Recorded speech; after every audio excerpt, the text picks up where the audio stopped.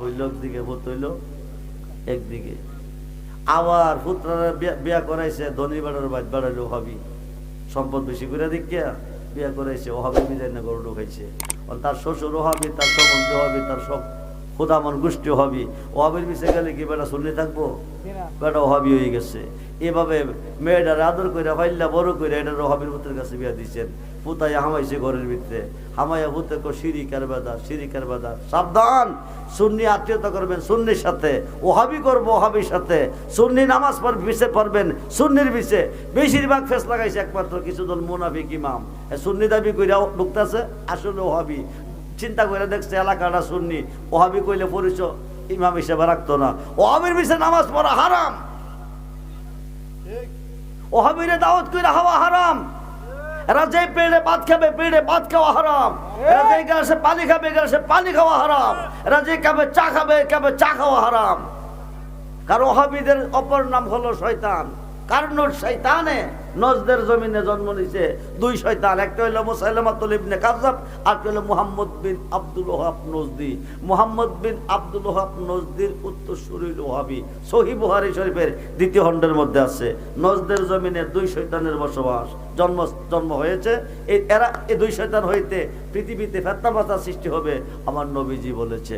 এরা ফিতনাকারী, সুন্নিরা ফিতনা বোঝে না। সাবধান, আমার গাউসে পাক যদি 7টা মেয়েরে ছেলে বানাইতে পারে, পেটের ভিতরে যেটা আছে এটারে ছেলে বানাইতে পারে, আজকের মাহফিলের কারো আশা পূরণ করতে পারেনি।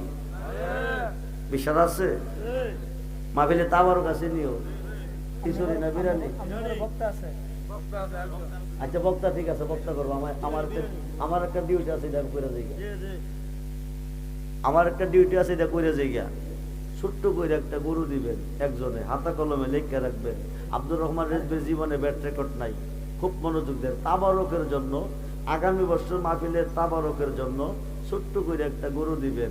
একটা গরুর বিনিময়ে আমার গাউসে পাকের ওসিলা আল্লাহ আপনাকে 100 গরু দেওয়ার তৌফিক দিবে। সুবহানাল্লাহ বলেন। কত কত?